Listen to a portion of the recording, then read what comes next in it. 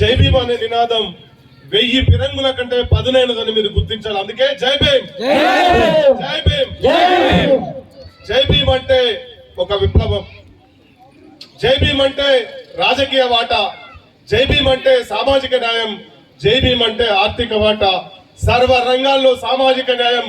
అదే social justice మూల సూత్రం. అది బాబాసాహెబ్ అంబేద్కర్ ఇచ్చిన ఆశయం. జై భీమ్. ఇందాక వేదిక మీద ఉన్న పెద్దలందరికీ పేరు పేరున చెప్తే టైం పడుతుంది కాబట్టి షార్ట్ కట్ లో చెప్పే ప్రయత్నం చేస్తాను. ముఖ్యంగా వడ్డేపల్లి గ్రామస్తులు ఎవరైతే ఉన్నారో ఈ అంబేద్కర్ విగ్రహ నిర్మాణానికి ఎంత కష్టపడితే గానీ ఇంత పెద్ద మీటింగ్ పెట్టడానికి అవకాశం లేదు. అట్లాగే ఈ కార్యక్రమాన్ని మెండుగా నడిపిస్తున్నటువంటి కళాకారులు ఎవరైతే ఉన్నారో మీ అందరికీ ముందుగా పాదాభివందనాలు చెప్తా ఉన్నాను. ఇందాక మన అన్న చెప్పినట్టుగా బాబాసాహెబ్ని మన గ్రామంలో ఎందుకు పెట్టుకోవాలి? 1900 కాన్స్టిట్యూషన్ రాజ్యాంగం అవతరణ దినం ఏదైతే ఉందో దాన్ని ఎందుకు జరుపుకోవాలనే దాని మీద మన ప్రశ్న.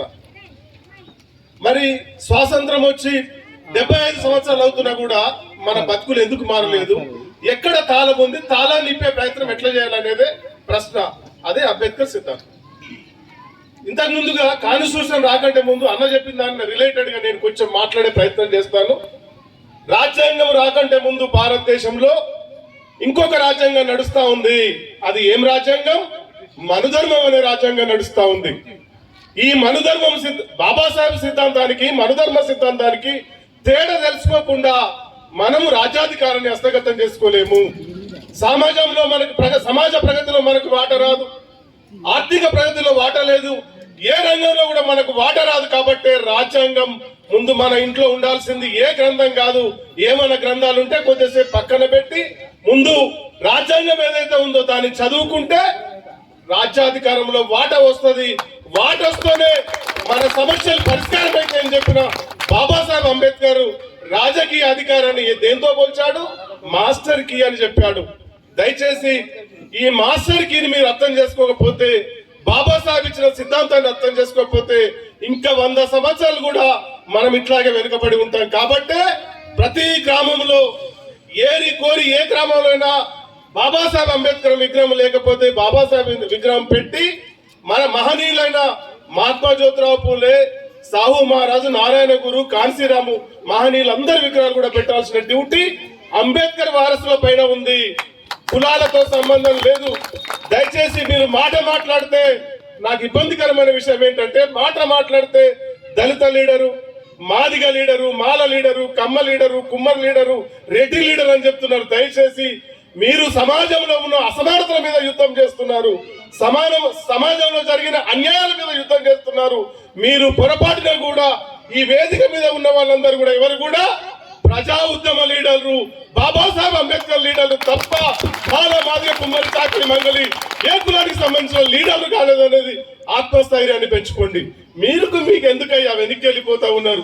బాబాసాహెబ్ అంబేద్కర్ ప్రపంచ మేధావి 2017లో టైం లేదని చెప్పారు. కాబట్టి బాబాసాహెబ్ ఎంత గొప్పాడు, అసలు ఆయన చేసిన ఉద్యమాలు ఎట్లా ఉన్నాయి, ప్రపంచాన్ని ఎట్లా ప్రభావితం చేసినాయి, భారతదేశాన్ని ఎట్లా ప్రభావితం చేసినాయి, లండన్ ఎట్లా ప్రభావితం చేసినాయి అనే చెప్పుకోక తప్పదు. కాబట్టి నేను ఒక్క మాటలో చెప్పే ప్రయత్నం చేస్తాను. 1917లో 2017లో కొలంబియా అనే యూనివర్సిటీ, ప్రపంచ ప్రసిద్ధి కాంచిన కొలంబియా యూనివర్సిటీ అమెరికాలో ఉన్నది.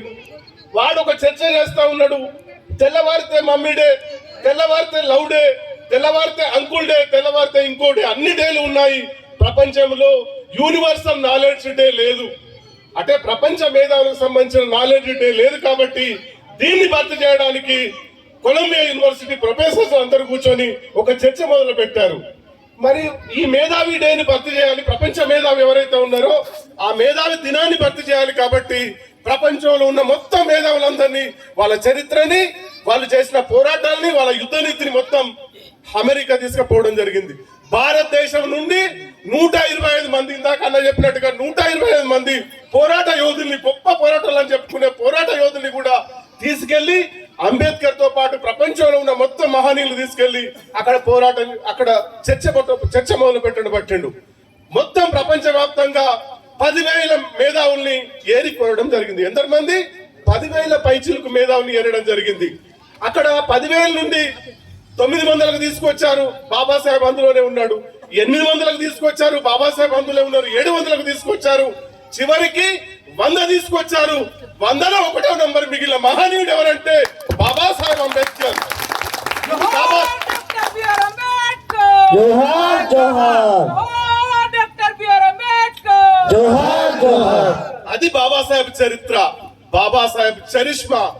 ఆయన మించినోడు ఎవరున్నారు ప్రపంచంలో? ప్రపంచాన్ని ప్రభావితం చేసిన కమ్యూనిస్టు ఉద్యమాలతో మార్క్స్ లెనిన్ కూడా సరిపోరని చెప్పి మొత్తము కొలంబియా యూనివర్సిటీ ప్రపంచ మేధావులందరూ యూనివర్సల్ నాలెడ్జ్ డేను బాబాసాహెబ్ అంబేద్కర్ దినంగా ఏప్రిల్ 14th గా డిక్లేర్ చేయడం జరిగింది. ఇంకా మీకు ఒకటి చెప్పాలంటే ప్రపంచ ఐక్యరాజ్య సమితిలో 132 దేశాలుంటే అందులో ముస్లిం కంట్రీస్ కూడా ఉన్నాయి. ముస్లిం విధి విధానాలు ఎంత కఠినంగా ఉంటాయనేది తెలుసు. ముస్లిం దేశాలతో పాటు ముస్లిం దేశాలు కూడా 2018 నుండి ఏప్రిల్ 14th మేధావి డే ఏదైతే ఉందో, యూనివర్సల్ నాలెడ్జ్ డే ఏదైతే ఉందో, ముస్లిం దేశాలు సైతం బాబాసాహెబ్ గారి ఫోటో పెట్టి సైల్యూట్ కొట్టి మొత్తం ప్రపంచం మొత్తమే నివాళులర్పించినటువంటి చరిత్ర మన బాబాసాహెబ్ గారిది. దయచేసి మీరు బాబాసాహెబ్ స్థాయిని కిందికి తీర్చకండి, మీకు చేతులైతే దండం పెడతాం.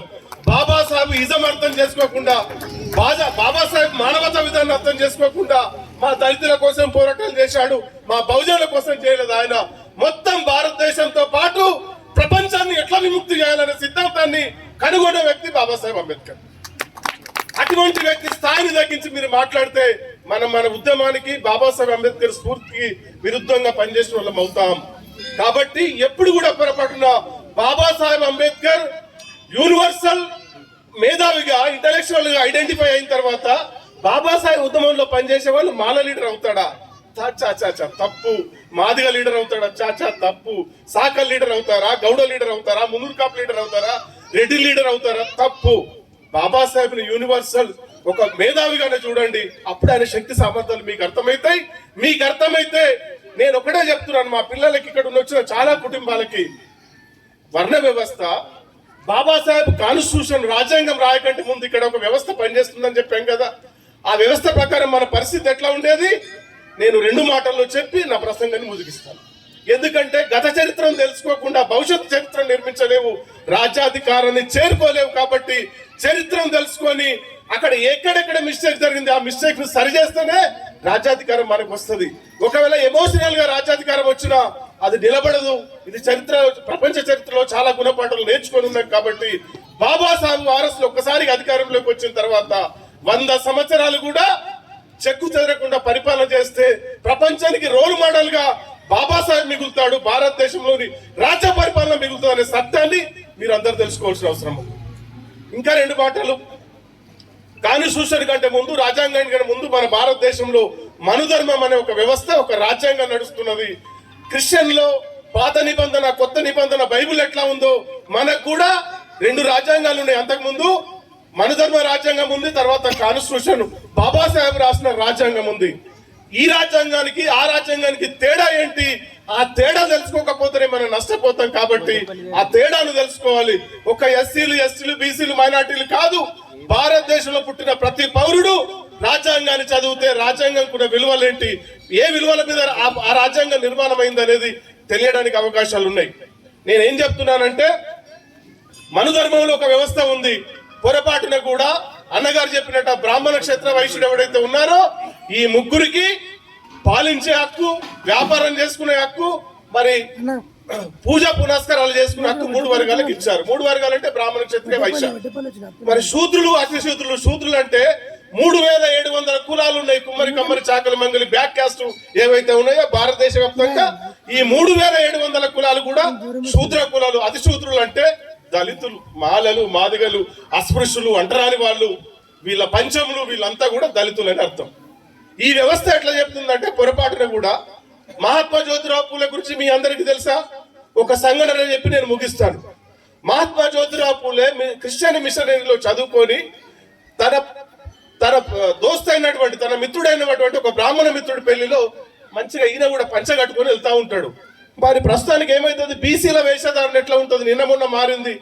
మిమ్మల్ని కానీ పక్కన బాపటోళ్ళని కానీ ఇంకెవరిని కూర్చోబెట్టినా ఏర్పడే పరిస్థితి ప్రజెంట్ లేదు. అది బాబాసాహెబ్ కల్పించే పుణ్యం వల్ల. కానీ అప్పుడు ఖచ్చితంగా బీసీలు కనబడే వాళ్ళు, బీసీలు బ్యాక్వర్డ్ కాస్ట్ ఎవరైతే ఉన్నారో, కుమ్మరి, కమ్మరి, చాకలి, మంగలి, గౌడ, మునూరు కాపు ఎవరైతే ఉన్నారో స్పష్టంగా వీళ్ళు బ్యాక్వర్డ్ కాస్ట్ అని కనబడదు. అందులో పంచములు, అస్పృశ్యులు, అతిశూద్రులు, దళితులు అనుకుంటున్న మనం కూడా ఇంకా స్పష్టంగా కనబడే వాళ్ళం. ఒక సంఘటన జరిగింది, ఆ సంఘటన చెప్పి ముగించే ప్రయత్నం చేస్తాను. మహాత్మా జ్యోతిరావు పూలే ఆ బాపనే తన క్లాస్మేట్ కి చెందిన ఒక బాపనయ్య పెళ్లికి వెళ్తే ఒక శూద్ర కులానికి చెందిన ఎస్సీలకే అప్పటికి అస్పృశ్య లేదు, బీసీలకు కూడా ఉంది, రెడ్డిలకు ఉంది, కోమట్లకు ఉంది, వైశ్యులకు ఉంది, వెలుమలకు ఉంది. అందరూ కూడా అతిశూద్రులు, అప్పర శూద్రాస్ అంటారు. కాలక్రమేణా బీసీలో పుట్టి శూద్ర కులంలో వీళ్ళని వెలివేసినప్పటికీ కొంచెం ఆర్థికంగా అభివృద్ధి చెందారు కాబట్టి వీళ్ళని అప్పర శూద్రాస్ అంటారు. ఇది గుర్తుపెట్టుకోవాల్సిన అవసరం ఉంది. అప్పుడు ఈయన వేషధారణ చూసి, పట్క చూసి జ్యోతిరావు పూలను తీసుకెళ్లి బట్టలు ఊడదీసి బాగా కొడతారు అక్కడున్న బ్రాహ్మణ్స్ అందరూ. ఎందుకు? మా బ్రాహ్మణ పెళ్లిలో శూద్ర కులానికి చెందిన, మాలి కులానికి చెందిన, బీసీ కులానికి చెందిన ఒక కులస్తుడు వచ్చి మా భరత్లో వీడు వస్తాడా మాతో పాటు సమానంగా అని చెప్పి పక్కలు తీసుకెళ్లి కొడితే మహాత్మా జ్యోతిరావు ఏమనుకుంటాడని బాగా అవమానం చెంది, నేను చదువుకున్నాను, వాడు చదువుకున్నాడు, వాడు నా దోస్త్ అని వాడు పెళ్లికి వెళ్తే నన్ను ఇంత అవమానం చేశారు, ఇంకా నేను బతకడం వేస్ట్ అని చెప్పి ఆ చెరువు గట్ట మీదకి వెళ్ళి ఆత్మహత్య చేసుకోవాలని ప్రయత్నం చేస్తాడు మహాత్మా జ్యోతిరావు. ఆత్మహత్య చేసుకునేటప్పుడు అక్కడ నుండి ఒక గుంపు వస్తుంటా ఉంటుంది. ఈ ఆత్మహత్య ఇంకొక 5 నిమిషాలు అందులో దూకి నేను చనిపోతాను, ఆత్మహత్య చేసుకుంటాను అనుకున్నప్పుడు అక్కడ నుండి ఒక గుంపు వస్తా ఉంది. ఆ గుంపు ఎట్లా ఉందంటే చిప్పిరి జుట్టు, అంగోస్త్రం మాత్రమే ఉంది, ఇంకేమీ లేదు. మెడలో ఏముంది? మెడలో చిప్ప ఉంది, ముడ్డికి చీపురు ఉంది, చేతిలో గంట ఉంది. అటువంటి ఒక గుంపు వస్తా ఉన్నది. వాళ్ళని అస్పృశ్యులు, మాలమాదిగలు, పంచములు అని చెప్పుకుంటాం కదా మనం. ఇప్పుడు వాళ్ళు వస్తా ఉంటే వాళ్ళు నవ్వుకుంటా, ఎకిలి నవ్వులు నవ్వుకుంటా వచ్చి మహాత్మా జ్యోతిరావు పూలే నీరసంగా ఉంటే, ఏమైంది మహాత్మా జ్యోతిరావు పూలే గారు, ఎందుకు నువ్వు ఇక్కడ ఉంటున్నావు అంటే, నాకు అవమానం జరిగింది, నేను ఈ అవమానం భరించలేను, బ్రాహ్మణులు చేసిన అవమానానికి నేను ఆత్మహత్య చేసుకోవడానికి సంసిద్ధంగా ఉన్నాను, 10 నిమిషాల్లో నేను చచ్చిపోతానని చెప్తాడు. అప్పుడు అక్కడ ఉన్న గుంపు ఏదైతే ఉంటో ఆ గుంపు వచ్చి, అయ్యా ఒక వెనుకబడ్డ కులములో పుట్టిన నీకే ఇంత అవమానం వస్తే మా ముట్టికేముంది? చీపిరుంది. మా మూతికేముంది? చిప్ప ఉంది. మా చేతిలో గంట ఉంది. పట్టపగలు మాత్రమే మేము గ్రామాల్లోకి రావాలి. పొరపాటున పట్టపగలు కాకుండా వెనుక ముందు వస్తే మన నీడ పెద్దదై పెద్ద కులపోళ్ళ మీద, బ్రాహ్మణవాదుల మీద పడితే మైలపడిపోతారు కాబట్టి మేము పట్టపగలు మాత్రమే రావాలని చెప్పి మహాత్మా జ్యోతిరావు పూలే గారికి చెప్తారు. ఇంకేం చెప్తారు? మా ముఖం చూస్తే దరిద్రం కాబట్టి గ్రామాల్లోకి ఎంటర్ అవుతున్నప్పుడే మేము గనగన గంట కొట్టుకుంటూ గ్రామాల్లోకి రావాలి. అక్కడ ఉన్న పెద్ద కులపోళ్ళందరూ దర్వాజాలు మూసుకొని మా ముఖం చూడకుండా గ్రామం దాటిన తర్వాత వాళ్ళు దర్వాజాలు తెరుచుకునే పరిస్థితి. ఒకవేళ ఈ పంచములు, అస్పృశ్యులు అంటరాని వాళ్ళు ఎవరైతే ఉన్నారో పొరపాటున వాళ్ళు గ్రామాల్లో పోయినప్పుడు వాళ్ళ అడుగులు పడతాయి కాబట్టి అడుగుల్లో కూడా ఎవరైనా పొరపాటున పెద్ద కులపోళ్ళు తొక్కితే వాళ్ళు మైలపడిపోతారు కాబట్టి ఆ అడుగుల్ని జరిపేయడానికి మా ముట్టికి చీపిరి ఉంది. అయ్యా ఇది మా దీనస్థితి, మా స్థితి కంటే మీ స్థితి ఏమని చెప్తే అప్పుడు మహాత్మా జ్యోతిరావు పూలే ఒక రెవల్యూషనరీ మొదలవుతుంది.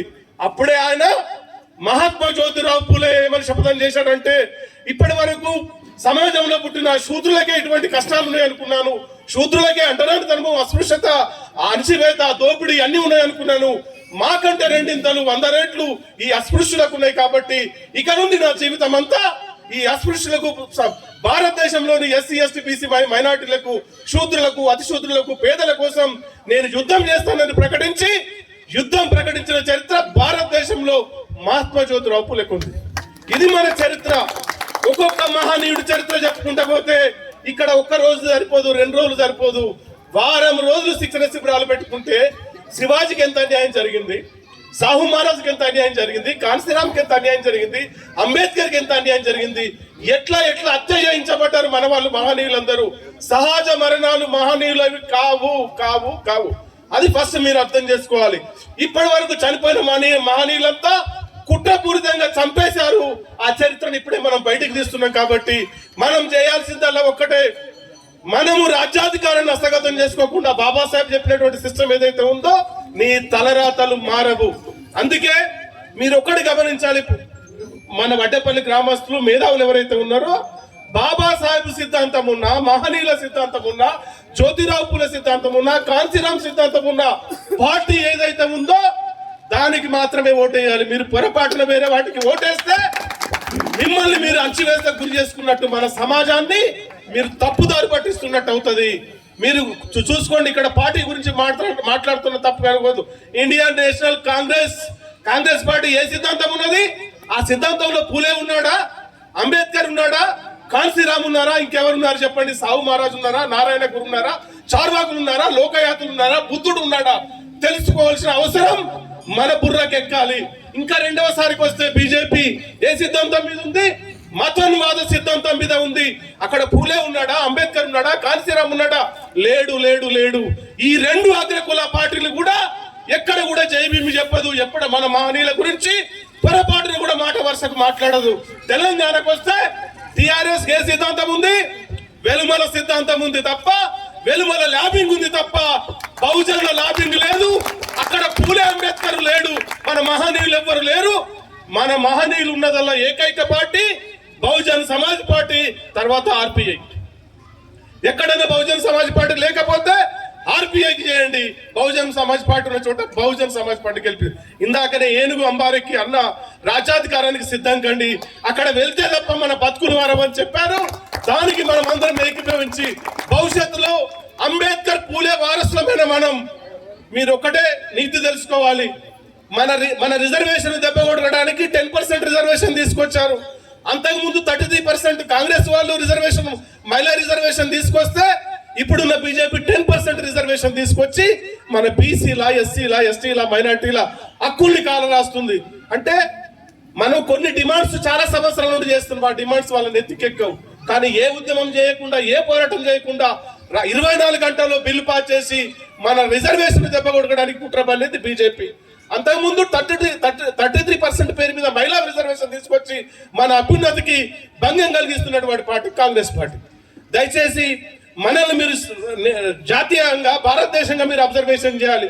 మన సామాజిక వర్గంలోంచి వచ్చిన అఖిలేష్ యాదవ్ మన ఉద్యమాల కోసం పోరాటం చేస్తున్నాడు. అఖిలేష్ యాదవ్ చేస్తున్నాడు. బీహార్ లో లల్లు ప్రసాద్ యాదవ్ కుమారుడు తేజస్వి యాదవ్ చేస్తున్నాడు. డిఎంకే స్టాలిన్ చేస్తున్నాడు. మన రామ్ విలాస్ పాస్వాన్ కూడా కొంతవరకు మన కోసం చేశాడు. కాబట్టి మీరు ఏం చేయాలి అంటే, మన పార్టీలేవి, మంది పార్టీలేవి, ఏ సిద్ధాంతం మీద ఈ పార్టీలు పుట్టుకొచ్చి వాళ్ళ ల్యాబింగ్ చేసుకుంటున్నాయి, దాన్ని గమనించకపోతే దయచేసి సూర్యప్రకాష్ గారు వెనక్కిపోయిన తర్వాత 10 సంవత్సరాలు బహుజన ఉద్యమం పండుకుంది. ఇప్పుడు కూడా మనం తను ఓన్ చేసుకోకపోతే చరిత్రలో మనం తప్పిదానం చేసిన వాళ్ళమైతే మనకి ఎన్ని ఉద్యమాలను ఉండని, ఎన్ని బ్యానర్లన్నా ఉండని, బీజేపీకి 350 అనుబంధ సంఘాలు ఉన్నాయి. ఈ 300 అనుబంధాల సంఘాలు కూడా ఏం చేస్తాయంటే, ఎలక్షన్ కి 3 నెలల ముందు బీజేపీకి ఓటేయాలి, లేకుంటే బీజేపీ భావజాలంతో పనిచేసే పార్టీలకే ఓటేయాలి తప్ప వేరే పార్టీలకు ఓటేయద్దని చెప్తున్నారు. సిగ్గు మానం లేకుండా మన ఒక్కొక్క పార్టీకి అమ్ముతున్నాడు. సంఘ పరంగా ఒకటి అమ్ముతున్నాడు, పార్టీ పరంగా ఒక్కొక్క అమ్ముతున్నాడు. యువతకు మీ అందరికి చేతులెత్తి, ముఖ్యంగా యువతకు నేను చెప్పేదంటే, భవిష్యత్తులో మీరు చాలా అలర్ట్ గా ఉండాలి. బహుజన ఉద్యమాన్ని ఎవడు మోసం చేసినా చెప్పుల దండలు తీసుకొచ్చి వాళ్ళ మెడలో వేయండి తప్ప మనకు రాజ్యాధికారం. అంబేద్కర్ వారసులో మనం ఏం చేయాలి? బీసీలను మార్చాలి, ఈ సమాజంలో అగ్రకులను మార్చాలి, బ్రాహ్మణులను మార్చాలి. మొత్తం బాబాసాహెబ్ అంబేద్కర్ యూనివర్సల్ సిద్ధాంతం ఎట్లయిందో మొత్తం బిఎస్పీ సిద్ధాంతంలో, బహుజన సిద్ధాంతంలో, అంబేద్కర్ సిద్ధాంతంలో దేశాన్ని విముక్తి చేయడానికి మీరందరూ సంసిద్ధంగా ఉండాలని కోరుకుంటూ ముగిస్తున్నాను. జై భీమ్, జై పూలే, జై భారత్. ధన్యవాదాలు.